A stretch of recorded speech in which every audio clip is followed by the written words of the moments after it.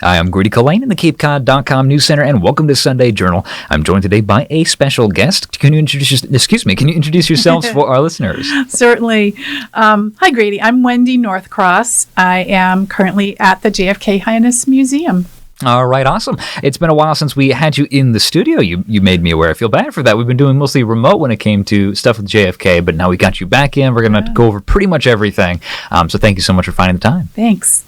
So first, I wanted to ask a little bit more about, we're going to talk about events, kind of running the museums in these times as well. But there's a deadline upcoming, not immediately, but for scholarships. And with that kind of being the time for our students who are probably stressing out as we speak about that, I figured, let's lead with the scholarships. Can you tell us a little bit more about that? Yeah, absolutely, because we just announced our 2024 scholarship, which is basically an essay question format. And so we like to give people enough time to think about the format, writing the essay, getting it to us, and then we have a committee that goes through the responses. But every year we pick a quote from President Kennedy, and we ask a student to apply that quote to their own life, their own civic engagement, and how they see that applying to their, 2024 selves.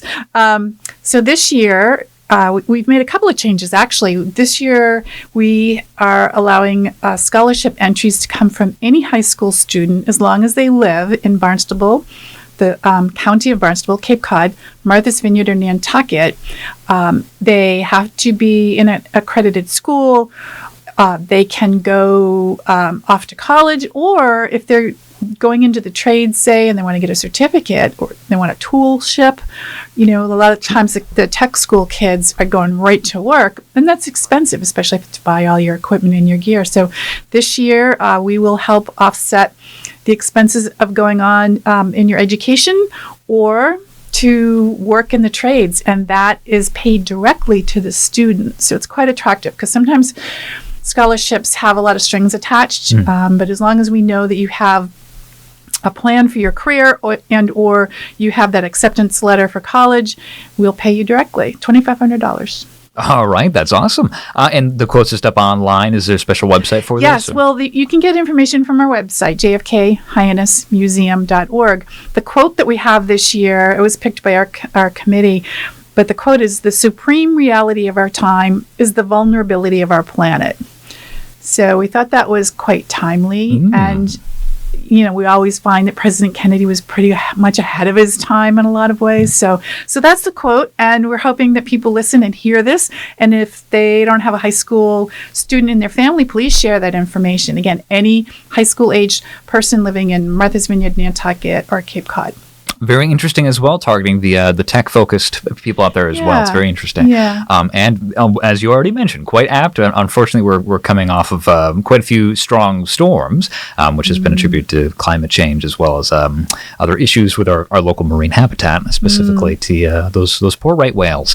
But very interesting. Yeah. Well, Cape Cod, I always said in my previous career at the Cape Cod Chamber of Commerce, is that Cape Cod is going face first into climate change, and we see impacts in ways that people in other parts of the country, or maybe that people that don't live along the coast, see. And when you have these supposedly 100-year storms that are washing away miles of coastline in one storm, which is supposed to take 100 years to, get that effect, you start to really appreciate the power of Mother Nature. Yeah, 100 years seems to happen pretty often here on Cape Cod. It does. What a very strange I know we're one of the oldest places in the country, but, it just goes faster and faster, it seems. Yeah.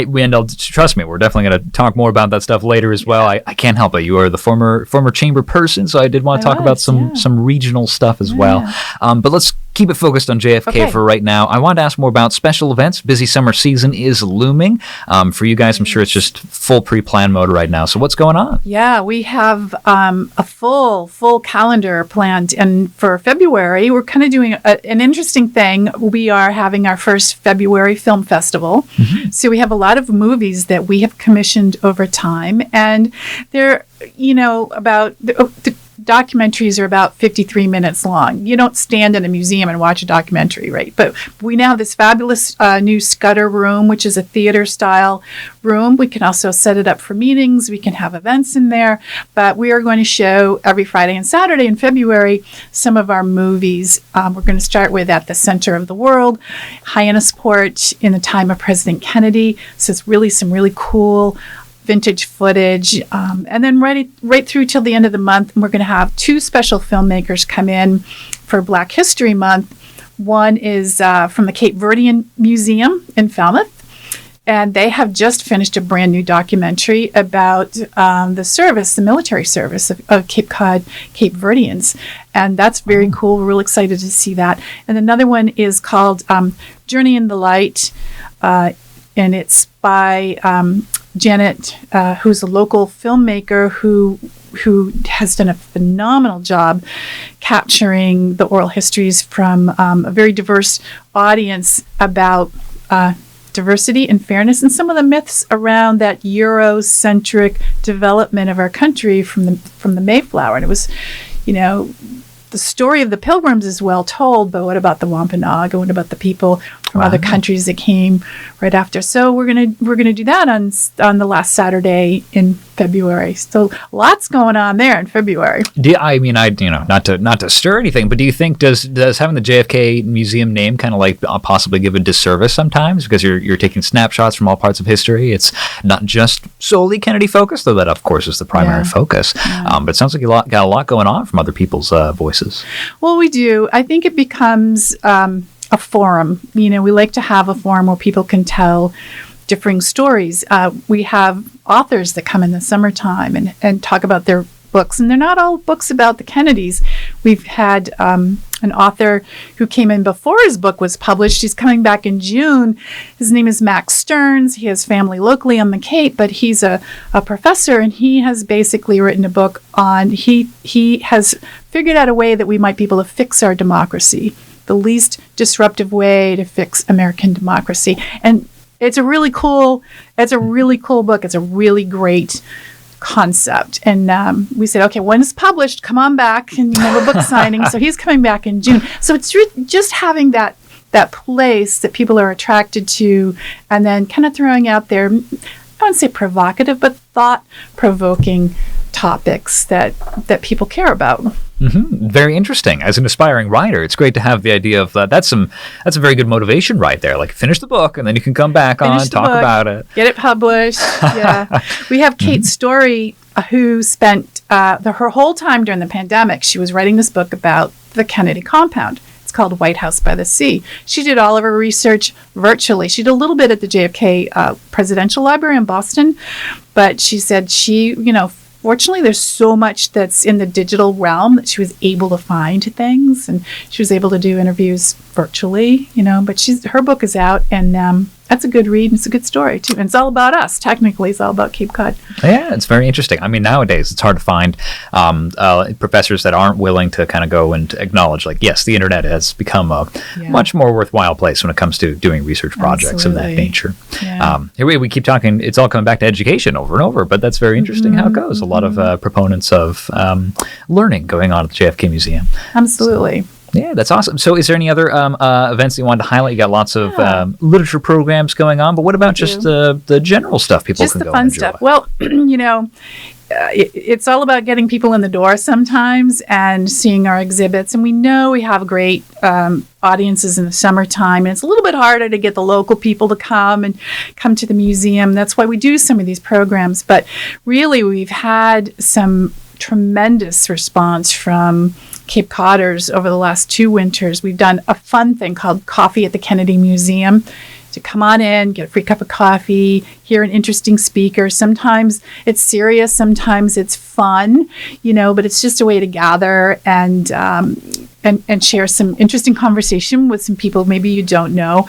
And the museum has been, we've been ranking 4.5, 5 stars for the last 2 years. So we got to be doing something right where people are willing to go on social media and say, hey, this was really worthwhile. But that Coffee at the Kennedy Museum series will kick off in March. March 1st, we have a professor emeritus from Bridgewater State University, Michael Krasanik, and he is going to come back and talk to us. He's great. He really explains politics, you know, so you can kind of understand. He's not partisan, but he's just like, this is what's going on. So his topic is electoral politics, and he's going to come back on March 1st, and that will be in the morning. So if you want a free cup of coffee and you want to come hear from a very learned professor about electoral politics, you know, come on in. It'll be free. Wendy, you're bringing in some amazing marketing potential. You have me at free coffee from the beginning of this to the end. I'm telling you, that's sometimes all it takes. But it is very interesting ways to get people to get their foot in the door, essentially. Yeah. But that is, I mean, it's a political sphere we find ourselves in. It's very, it's changing times, I guess is what I'll just say for right now. Do you find it to be a little bit difficult, or do you think it's rather like the iron's hot kind of situation? Is nowadays an opportunity to kind of try and get people's interest and I think so. Open dialogue? Where it's a presidential election year, and you can't get away from that. And I think by the time November rolls around, we are all exhausted because we have a very lengthy election process. I mean, I love in Britain, they do it in about 4 or 5 weeks. You know, they call an election, they get it done. But here it's, you know, there's been some pretty dynamic changes that have happened to our country, really starting about the time that President Kennedy ended his administration. I mean, it ended tragically and suddenly, and you know, but it wasn't all happy, great times. We were in a Cold War during President Kennedy's time. So you have to look at some of the interesting times that we've been through as a country and know that you're running a facility dedicated to a president. You can't get away from those politics. Even though our mission is about, this was Cape Cod, this was important to the family, it still is. They still live here.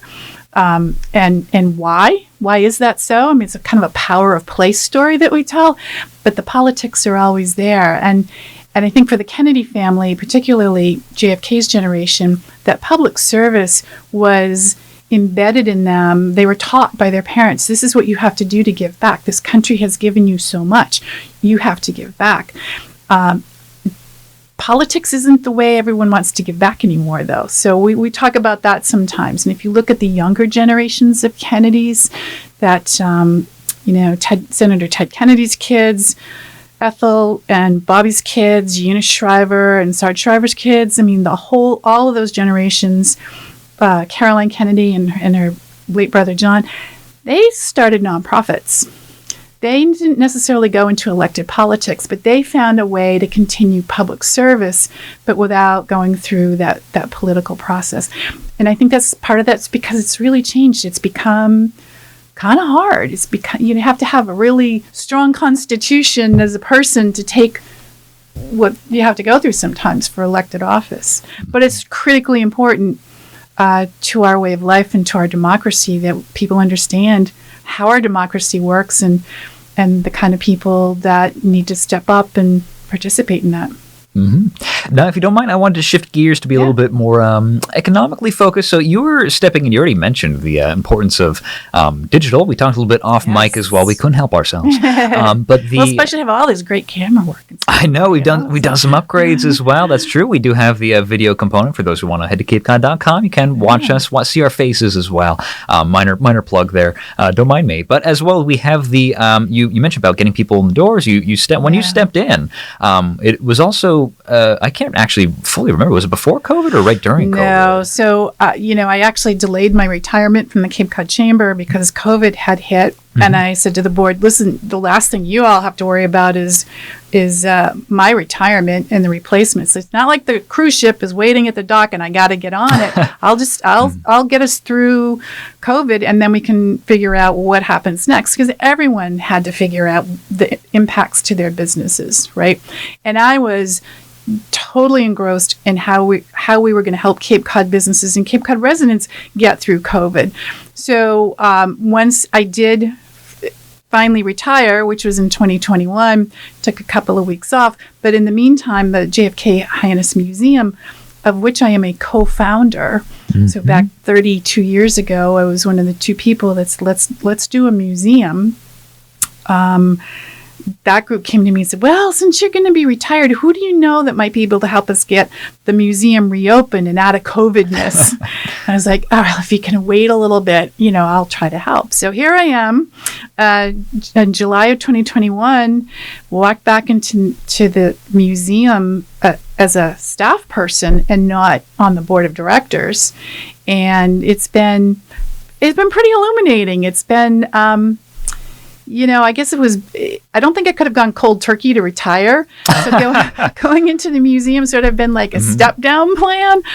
But it's been so creative. It's been so interesting. And people come in. I never counted on what an emotional place it would be to work, because most people of a certain age, me or my age or older, they remember the president. They remember those times, and they remember it, and maybe some ways that aren't exactly totally true, but as just like a really much better time. And why can't things be like that again?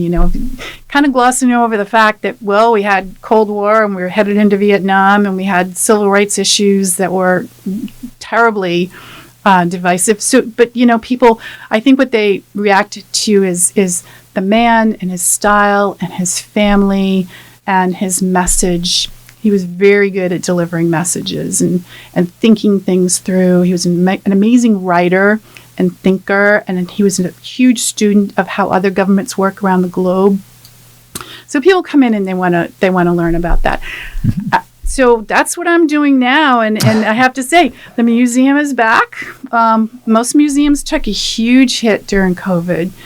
It was a huge hit. Yes, I was wondering if you had to go in with like the whip in hand, trying to figure out like, what do we need to update? What do we need to upgrade? Have you been reaching out to other museums? How important was digital? I mean, we know that digital was so important and still is, especially in the new normal, as we've been calling it for a while now. Yeah. But what were some of the bigger changes? What were you seeing from other museums? How have people been faring? Well, the first thing I learned was, and I've never run a museum before. I've run nonprofits, but I've never run a museum. But the first thing I learned was that if you didn't have some kind of a digital component, the cash stopped flowing. If you were able to reach audiences digitally or do things by Zoom or have virtual programming, you were going to get through the pandemic a little bit easier. And we did not have that. We had...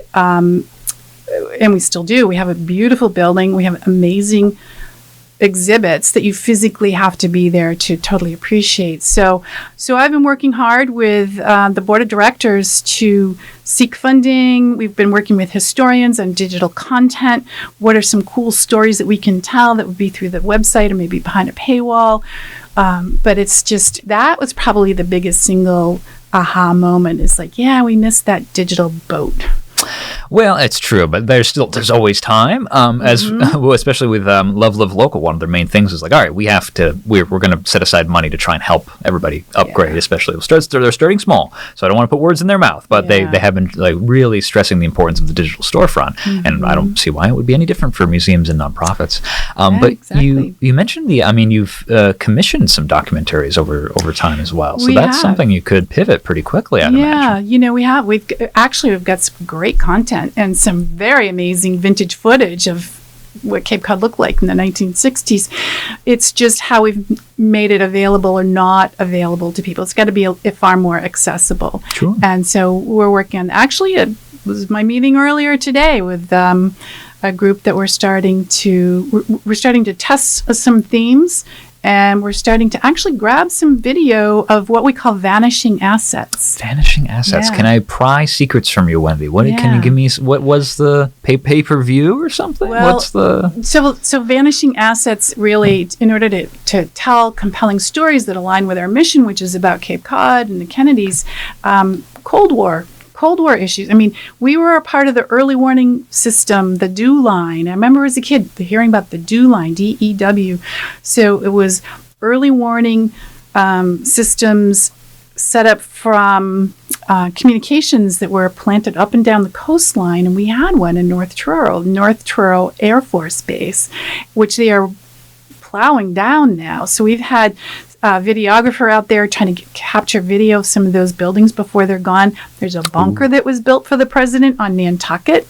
So if the bomb was going to get dropped, they had places where they could squirrel the president away. And well, if World War III is starting, I would want to be on Nantucket. That would be probably one of the better places to be. Well, I don't really think there's anywhere good to be during such a terrible thing, but it's fascinating. It's because we don't think about that kind of thing today. I mean, growing up as a kid, we used to have air raid practices and bomb practice. We like hide under our desks, and that was a drill that was going to save our life if we had, if yes, that inch of polyurethane will.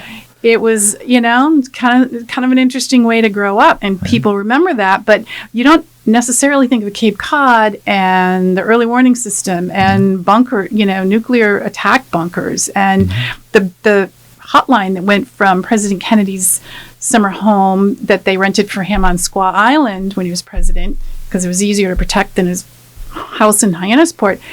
He had a hotline right to the Kremlin. Had the red phone. He had the red phone. He had the football. And so some of those things are kind of offbeat, but they're our history and they're vanishing. And we want to try to get some of that on digital record so that we can, tell further stories. Wow, that's interesting. I'm looking forward to the first academic paper from 25 years from now that's going to be citing the JFK Museum and some of the footage that you have on hand. How will that be available? Is the goal for it to be like academic, or is the goal to have it be part of exhibits that people would be seeing on? I think a little bit of both. You know, have some of it behind a paywall. Maybe if you're doing research and you want to got to keep the lights on.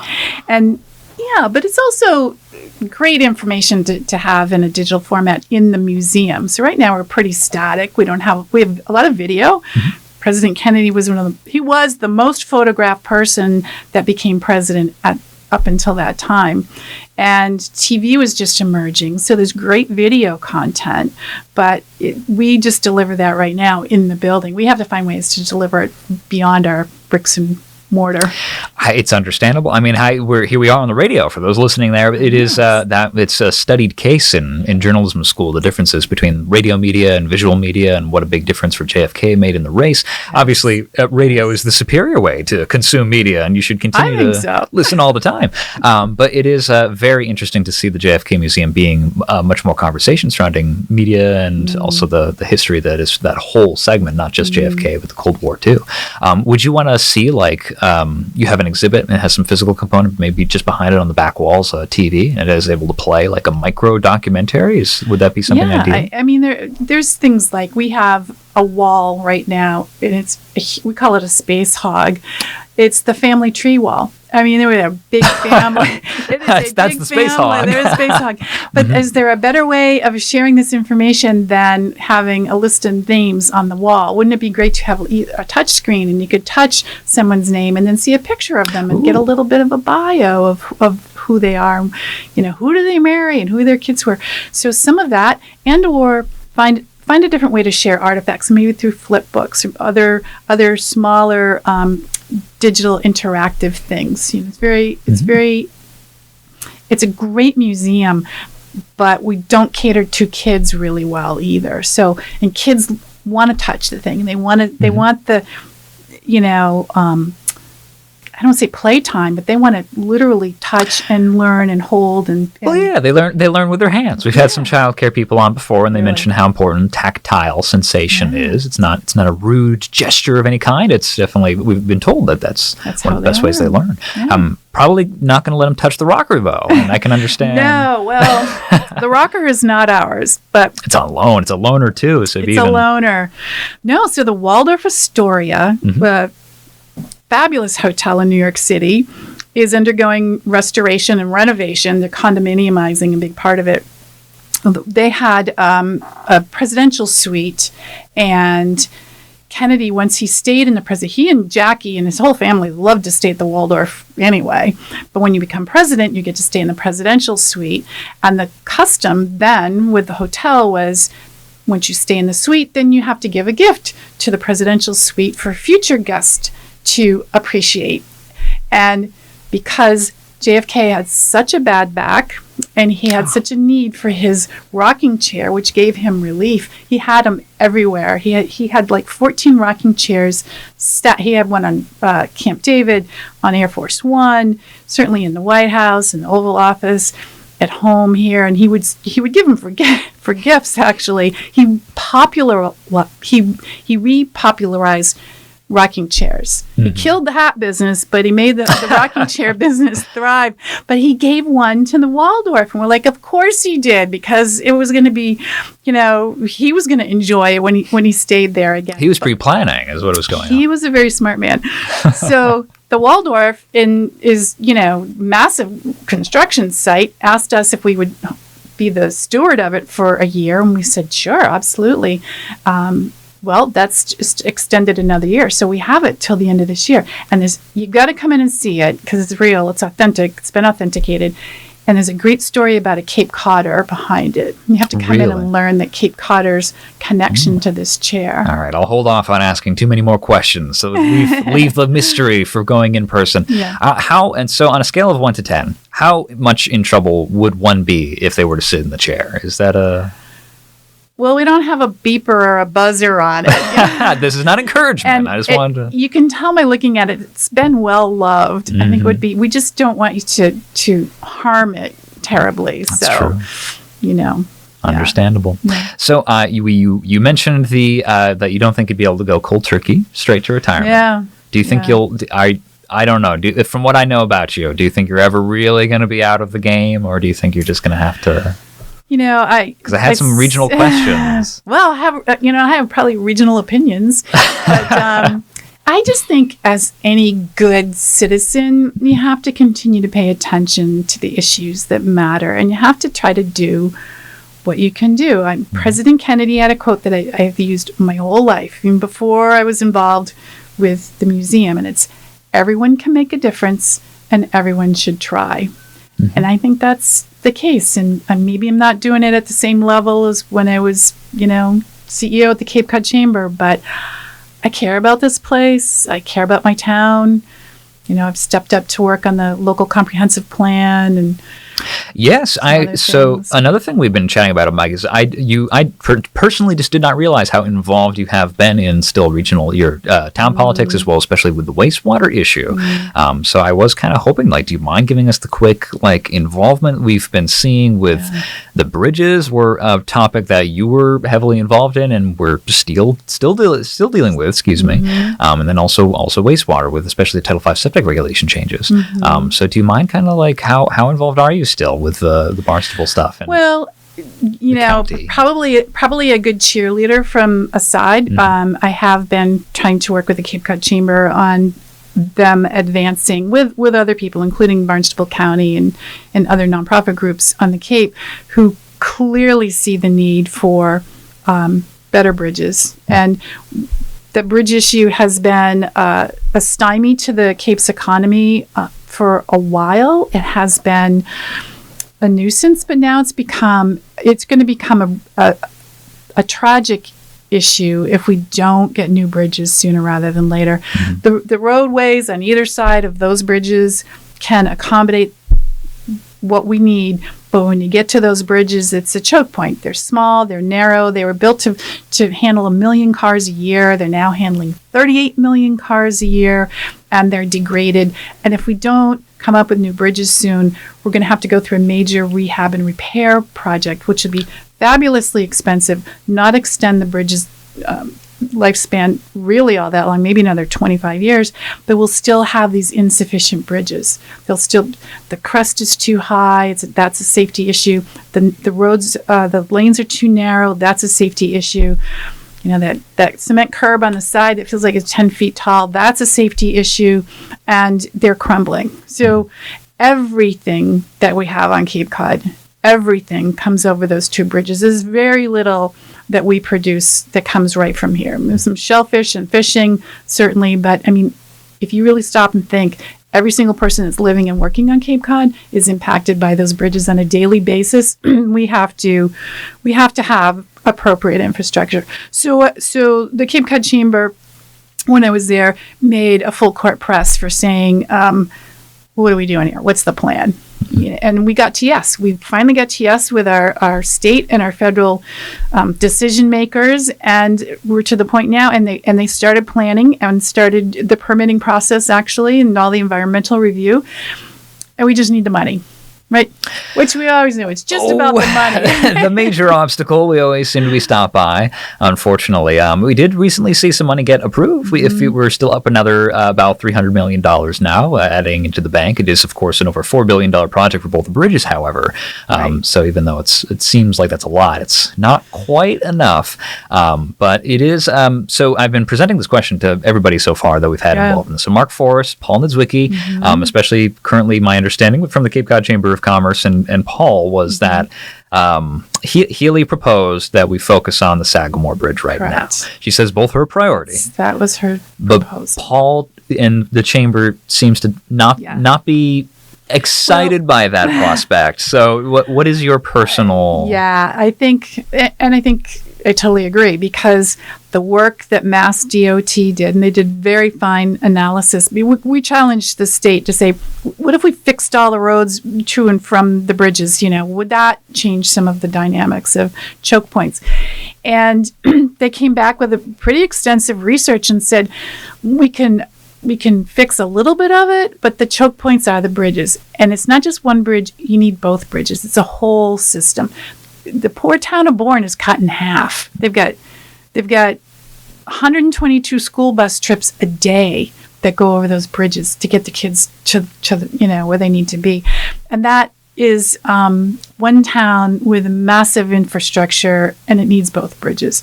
So if you also look in the summertime, what I know from my career is in the summertime, a huge percentage of our business for the tourism industry comes up from the New York City area. Washington, D.C., New Jersey, New York, and they come over the Bourne Bridge. A lot of them leave on the Sagamore Bridge, but it's this human pattern of you take the straightest thing that's in front of you to drive, and the traffic engineers can explain it brilliantly, but the issue is interesting. You don't, it's proven, but what we know is that one bridge alone isn't going to cut it, and you're going to have, if the second bridge, if the Bourne Bridge were to go down and we would have to close it, even with an improved Sagamore Bridge, you're going to have true economic pain that can be avoided. We personally believe those bridges are owned by the federal government. They were built in 1933 to 1935. It's time. There's major infrastructure funding available in the country, and we just want our little bitty share of it. Well, when we were looking at the proposals for the bridge and the federal applications and stuff like that, they had been denied a couple of times. Actually, more than that. Yes. But I didn't. I mean, they're very expensive, over $4 billion. But that apparently puts them in a bracket so high that we're even competing with things like the Golden Gate Bridge, which is something I wasn't really expecting when it came to national monuments, as what some of the federal funding is now competing with. So it's a lot of money. Is that just why is it so expensive? I think because those, quite honestly, early on, those were estimates. And until we were doing the environmental assessments, boring the soil and doing other testing, and then agreeing on the design, those were the predictors of price. And so we were getting closer to the actual cost. And then we had a pandemic, and then there was supply chain issues, and things just started to explode price-wise, right? And so now there's numbers that are being thrown around that you're like, well, wait a minute, which could be true. Who knows? By the time we actually start building, could be worse. But the state of Massachusetts, Commonwealth, has pledged their match, and the federal government is being asked to build those bridges. Once they're built, they're going to give them to the Commonwealth for maintenance into the future. So it's actually a good deal for the federal government, and it's a better deal for us in the state because the federal government doesn't own that many bridges. They've got about 10. Army Corps has about 10 bridges in their whole portfolio.